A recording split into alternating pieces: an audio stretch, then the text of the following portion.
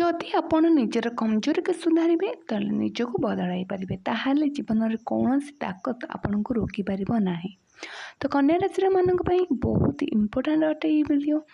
କେଉଁ 5ଟି ଅଭ୍ୟାସ ସବୁ କନ୍ୟା ରାଶି ମାନଙ୍କୁ କାଲି ନୁହେଁ, ଆଜି ନୁହେଁ, ଏବେ ବର୍ତ୍ତମାନ ତ୍ୟାଗ କରିବା ଉଚିତ। ତ ତ୍ୟାଗ ନ କରିପାରିଲେ ଆପଣ ଏହାକୁ କଣ୍ଟ୍ରୋଲ ନିଶ୍ଚୟ ଭାବରେ କରନ୍ତୁ।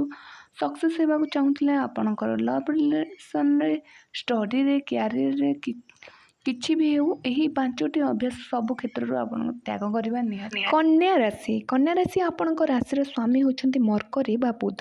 ଦ୍ୱିତୀୟ ଶାସ୍ତ୍ରରେ ବୁଧଙ୍କୁ ଯୁବରାଜର ପଦପ୍ରାପ୍ତ ହୋଇଛି, ତ ସବୁଠୁ ସାନ ଗ୍ରହ ମଧ୍ୟ ମନାଯାଏ ଓ ଫାର୍ଷ୍ଟ ପ୍ଲାନେଟ୍ ମଧ୍ୟ କୁହାଯାଏ। ତ ଚାଲନ୍ତୁ ଆପଣଙ୍କର କମଜୋରି ଉପରେ ଚର୍ଚ୍ଚା କରିବା, କନ୍ୟା ରାଶିର ବ୍ୟକ୍ତିମାନଙ୍କ କମଜୋରି ଉପରେ ଚର୍ଚ୍ଚା କରିବା। ହଁ ଆଜ୍ଞା, ତ ନିଜ ଉପରେ ଆପଣଙ୍କ ସନ୍ଦେହ ବହୁତ ଥାଏ। Self doubt, self trust issue ଆପଣଙ୍କ ଉପରେ ଥାଏ। ନିଜ ଉପରେ ସନ୍ଦେହ ହୋଇଥାଏ, ସବୁ କ୍ଷେତ୍ରରେ କରିପାରିବେ କି ନାହିଁ, ଏହି କାମ ଆପଣ କରିପାରିବେ କି ନାହିଁ। ବୁଧର କାରକ ହୋଇଥାନ୍ତି ଆପଣ, ତ ବୁଦ୍ଧି ତ ଅଛି, କାଫି ଟ୍ୟାଲେଣ୍ଟେଡ୍ ହୋଇଥାନ୍ତି ଆପଣ, କିନ୍ତୁ ଆପଣଙ୍କ ମାଇଣ୍ଡ ତ ସାର୍ପ ହୋଇଥାଏ, ହେଲେ ଡିସିସନ୍ ମେକିଂ ପାୱାର ଆପଣଙ୍କର ବହୁତ ଇସ୍ୟୁ ଆସିଥାଏ। ଆପଣଙ୍କ ଟ୍ରଷ୍ଟ ଇସ୍ୟୁ କି ମୁଁ ଏହା କରିପାରିବି କି ନାହିଁ। ତ ଏହି ଅଭ୍ୟାସକୁ ଛାଡ଼ନ୍ତୁ ଓ କନସିଷ୍ଟାନ୍ସି ଆପଣଙ୍କ ଡିସିସନ୍ ଉପରେ କାମ କରନ୍ତୁ, ସକ୍ସେସ୍ ନିହାତି ପାଇବେ। ତ ଦ୍ୱିତୀୟରେ, ନିଜଠାରୁ ବେଶୀ ଅନ୍ୟକୁ ଖୁସି କରିବା ସମୟ ଦେବା।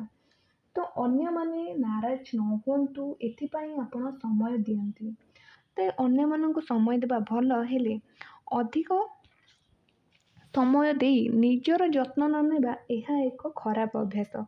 ତେଣୁ ଅନ୍ୟମାନଙ୍କ ସହ ନିଜର ଯତ୍ନ ନିଅନ୍ତୁ ଓ ନିଜ କାର୍ଯ୍ୟକ୍ଷେତ୍ରରେ ଇମ୍ପ୍ରୁଭ୍ ନିହାତି ଦରକାର। ଅନ୍ୟମାନେ କାମ ସାରିଲା ପରେ ହୁଏତ ଆପଣଙ୍କୁ ଭୁଲି ଯାଇପାରନ୍ତି, ତ ନିଜକୁ ଆଭଏଡ଼ କରନ୍ତୁ ନାହିଁ, ଆପଣଙ୍କୁ ନିଜର ଧ୍ୟାନ ରଖିବାକୁ ହେବ। ତ ତୃତୀୟରେ, ଲାଇଫ୍ ଗୋଲକୁ ସେଟ୍ କରିପାରନ୍ତି ନାହିଁ। ଆପଣ ଆଗକୁ କ'ଣ କରିବେ, ଆପଣଙ୍କର ବୁଦ୍ଧି ତ ବହୁତ ଭଲ, ହେଲେ ଏହି ଅଭ୍ୟାସକୁ ପଛକୁ ଟାଣେ, ଆପଣଙ୍କୁ ପଛକୁ ପକାଏ।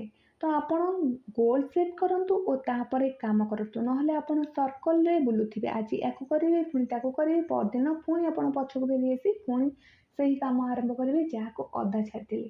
ତ ଏହି ଅଭ୍ୟାସକୁ ତ୍ୟାଗ କରିବା ନିହାତି ଆବଶ୍ୟକ। ଯେଉଁ କାର୍ଯ୍ୟ କରୁଛନ୍ତି ସେଥିରେ କନସିଷ୍ଟାନ୍ସି ରୁହନ୍ତୁ, ସେଥିରେ କାମ କରନ୍ତୁ ଓ ବହୁତ ପ୍ରାକ୍ଟିକାଲି ହୋଇ କାମ କରନ୍ତୁ, ସକ୍ସେସ୍ ଆପଣଙ୍କୁ ନିହାତି ମିଳିବ।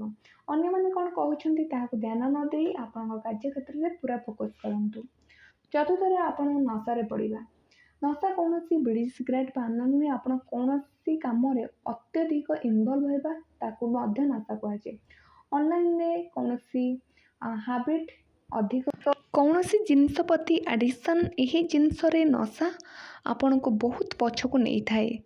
ତ କନ୍ୟା ରାଶିର ବ୍ୟକ୍ତି ବହୁତ ଉଚ୍ଚରେ ରହିଥାନ୍ତି, ବହୁତ ଭଲ ପୋଜିସନରେ ରହିଥାନ୍ତି, କିନ୍ତୁ ଆପଣଙ୍କର ଗୋଟେ ଜିନିଷ ପ୍ରତି ଅତ୍ୟଧିକ ନଶା ଆପଣଙ୍କୁ ବହୁତ ପଛକୁ ନିଏ। ତେଣୁ ଏହି ଜିନିଷ ଆପଣଙ୍କୁ ଛାଡ଼ିବାକୁ ପଡ଼ିବ।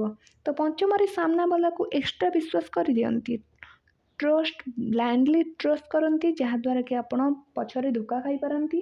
ତ ବାଲାନ୍ସିଂ ଆପଣ ହୋଇଥାନ୍ତି, କନ୍ୟା ରାଶି ଅର୍ଥ ସାଇନ୍ ବାଲାନ୍ସିଂ ହୋଇଥାନ୍ତି, ସମସ୍ତରେ ହୋଇଥାନ୍ତି, କିନ୍ତୁ ଆପଣ ଯାହାକୁ ଥରେ ବିଶ୍ୱାସ କରିଥାନ୍ତି ତାକୁ ଅତ୍ୟଧିକ ବିଶ୍ୱାସ କରିଥାନ୍ତି। ଏହି କାମଠାରୁ ଦୂରେଇ ରୁହନ୍ତୁ ଓ ଆପଣଙ୍କ ଜୀବନକୁ ବହୁତ ସୁଖଦ ଓ ମଧୁରମୟ